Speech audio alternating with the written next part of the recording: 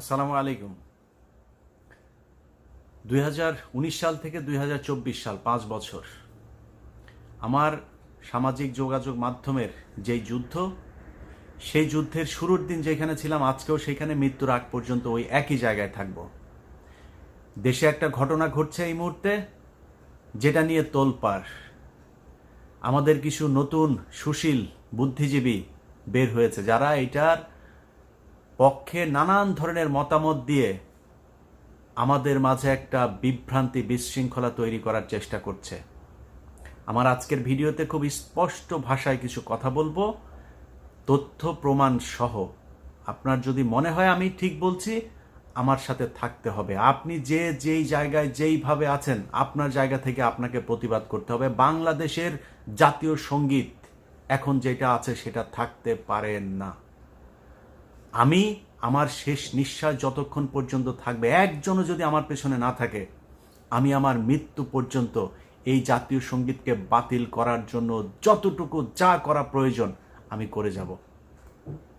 আমি 2019 সালে যেদিন এই সোশ্যাল মিডিয়াতে প্রথম ভিডিও তৈরি করেছিলাম সাংবাদিকতা বাদ দিয়ে, সেই দিন আমি বলেছিলাম যে বাংলাদেশের সব সমস্যার মূল কারণ হচ্ছে ভারত।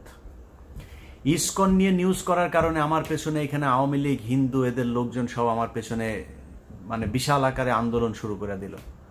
এর কারণ কি? কারণ ওদের পৈতৃক নিবাস হচ্ছে ভারত। তাদের কোনো সমস্যা হলেই দৌড় দেয় ভারতে। তাদের দেবদাস চক্রবর্তীর বাপও ছিল ভারতের। তাদের যত সমস্যার সমাধান করে দেয় ভারত।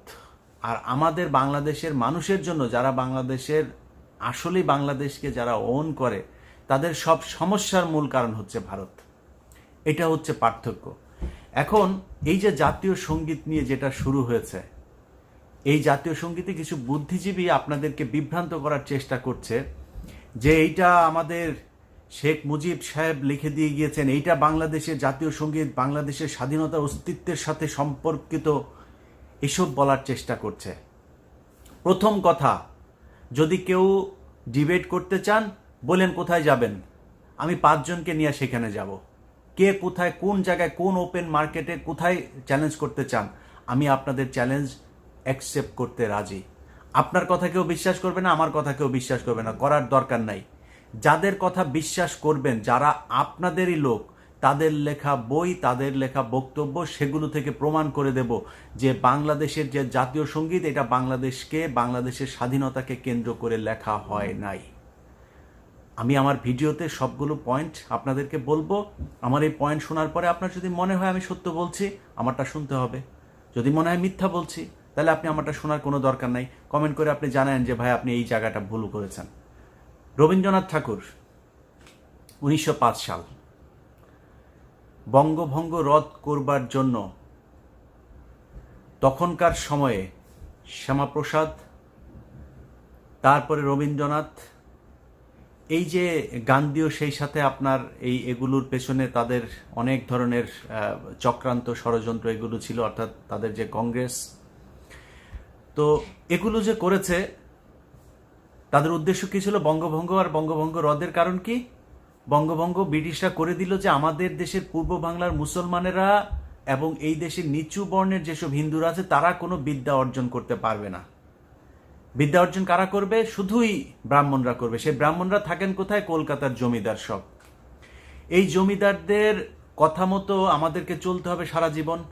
আমরা যদি বিদ্যা অর্জন করি তাহলে সমস্যা।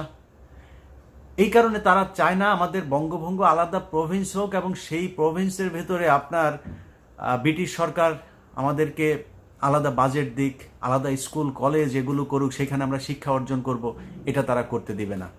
তাদের ওইখানে যেয়ে আমাদের তাদের হাত পা টিপতে হবে সারা জীবন, তাদের বাড়ির সামনে দিয়ে যাওয়ার সময় জুতা খুলে যাইতে হবে, তাদেরকে দেখলে নমনম করতে হবে, এইভাবে সারা জীবন চলতে হবে। না চললে তাদের ব্রাহ্মণত্ব যেটা, সেটা থাকবে না। তো এই যে উঁচু বর্ণ নিচু বর্ণের যে ভেদাভেদ, এটাকে ধরে রাখার জন্য তারা আমাদেরকে পড়াশোনা করতে দিবে না।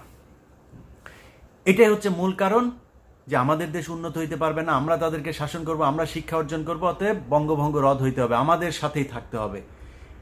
এই যে ক্ষুদিরাম যার ফাঁসি, এটা ব্রিটিশ আন্দোলনের বিরুদ্ধে না, বঙ্গভঙ্গ রদের কারণে এগুলো তারা আন্দোলন করেছে। হিন্দুদের যে কজনের নাম খুব কমই আছে যারা কিনা ব্রিটিশ বিরোধী আন্দোলন করেছে, তাদের যে কজনের খুব নাম শোনা যায়, ক্ষুদিরাম সহ, সবই হচ্ছে এই বঙ্গভঙ্গের কারণে তারা যুদ্ধ করেছে বড়লাটদের বিরুদ্ধে। এই বঙ্গভঙ্গকে কেন্দ্র করে এই মাটা সব মিলায়ে তারা সাহিত্য লেখা শুরু করলো। এই সাহিত্য চর্চার এই আপনার কি বলবো ফসল হলো আমাদের এই যে আজকের যে কথিত জাতীয় সঙ্গীত, সেইটাকে আমরা 1971 সালে বলছি জাতীয় সঙ্গীত। আপনি বলেন 1905 সালে যারা আমাদের এই পূর্ব বাংলার বিরুদ্ধে যারা এই কবিতা লিখলো, আমাদের বিরুদ্ধে যারা আন্দোলন করলো, ব্রিটিশদের বিরুদ্ধে দৌড়ঝাঁপ করলো, সেইটা লেখা আমার দেশের স্বাধীনতা নিয়ে আপনাদেরকে এখন বুঝাইতে চাচ্ছে যে স্বাধীনতার সার্বভৌমত্ব চলে যাবে, এই স্বাধীনতার চেতনা চলে যাবে। আরে ভাই, ওটা তো স্বাধীনতার বিরুদ্ধে লেখা। বাদ দিলাম এটা। রবীন্দ্রনাথ ঠাকুর কোন দেশের নাগরিক? আমার দেশে বহু হিন্দু আছে, ওই দেবপ্রিয় ভট্টাচার্যরে বলেন লেখা দিতে, আমরা ওনারটা লিখবো, কোনো সমস্যা নেই। এই দেশে বহু হিন্দু আছে, কোটি কোটি হিন্দু আছে, তাদেরকে বলেন যে আমার দেশের জাতীয় সঙ্গীত তাদের 5 জনের হাতে ছেড়ে দেবো, আপনারা লেখা দেন। আরেক দেশের নাগরিকের লেখা জাতীয় সঙ্গীত তো আমার দেশে চলতে পারে না। এই ব্যক্তি সেই ব্যক্তি যে কিনা আমার দেশের ঢাকা বিশ্ববিদ্যালয়, সেটা নিয়েও তারা এখন বিতর্ক তৈরি করে, ঢাকা বিশ্ববিদ্যালয় চায় না। এগুলো একদম কনক্রিট এভিডেন্স। এই এভিডেন্সের ভিত্তিতে অনেক মানুষ এই পর্যন্ত বই লিখে এসেছেন, কথা বলে এসেছেন। তাদের পেইড কিছু এজেন্ট, এই এজেন্টরা হচ্ছে এখন বলার চেষ্টা করে যে রবীন্দ্রনাথকে নাকি আমরা ধর্মের কারণে তার প্রতি সাম্প্রদায়িক এই দৃষ্টিভঙ্গি থেকে এসব বলে থাকি। ঢাকা বিশ্ববিদ্যালয়ের হিসাব আজকে বাদ, আজকে জাতীয় সঙ্গীতের ভেতরেই থাকি। আচ্ছা, এই জাতীয় সঙ্গীত রবীন্দ্রনাথ ভিনদেশী, রবীন্দ্রনাথ বঙ্গভঙ্গ রদকে কেন্দ্র করে লিখেছেন, সেটাও বাদ দিলাম। আমি রবীন্দ্রনাথের এটা নিতে চাই। আচ্ছা, রবীন্দ্রনাথের যে লেখাটা, এই যে আমার যে জাতীয় সঙ্গীত, এটা আমি পুরাটা নিতে চাই। এখান থেকে বাদ দেওয়া হয়েছে কেন, বাদ দেওয়া সেই লাইনগুলো কি, সেটা আমি শুনতে চাই। গুগল করেন, উইকিপিডিয়াতে যান, লেখেন যে পুরো জাতীয় সঙ্গীত, সেইখানে সবগুলো লাইন যদি আপনি মুসলমান হয়ে পড়তে পারেন, মায়ের পায়ের মধ্যে মাথা ঠেকাচ্ছেন, দুর্গার কথা বলা হচ্ছে, সেই লাইনগুলো কেন বাদ গিয়েছে?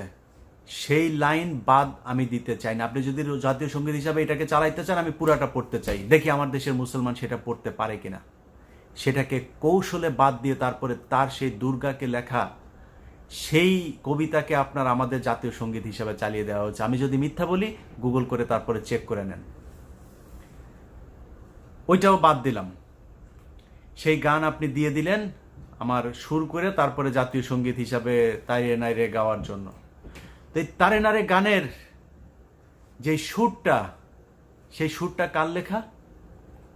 আমার এই ভিডিওটা, আমার এই কথাটা এই মুহূর্তে যিনি শুনছেন, আমার মনে হয় আমার ভিডিও যারা দেখেন তাদের 99% মানুষ জানেন এই সুরটা কার লেখা। গগন হরার আমি কোথায় পাবো তারে, সেই গান থেকে আপনি এই কইরা গান সুর চুরি করে নিয়ে আসা তারপরে আমার দেশের জাতীয় সঙ্গীতের ভেতরে চালায় দিচ্ছেন, এটা আমার জাতীয় সঙ্গীত। এই গানকে, এই সুর কি চুরি করা? ইয়েস অথবা নো। যারা আজকে এই ভারতের পেইড এজেন্ট, টাকা পয়সা খেয়ে যারা কি বলে নাস্তিকগুলা জাতীয় সঙ্গীতের পক্ষে, তারা এখন করছে। আর বেটা, তুই জাতীয় সঙ্গীতের জন্য তোর এতই, পুরো দেশটাই তো দখল হয়েছিল 15 বছর, তুই কোথায় ছিলি তখন? ওরে গিয়া জিজ্ঞেস করেন তোর বাপ রবীন্দ্রনাথ এই গগন হর করার থেকে এই সুর চুরি করেছে কি না। আমি ধর্ম, অন্য দেশি কবে লিখেছে সব বাদ দিলাম। আপনি কি চান যে কারো চুরি করা সুর আপনি সারা জীবন আমার স্বাধীন দেশ, রক্ত দিয়ে যে দেশের স্বাধীনতা অর্জিত হয়েছে সেই দেশের জাতীয় সঙ্গীত হোক? যদি না চান, তাহলে এই জাতীয় সঙ্গীত পরিবর্তন করতে হবে।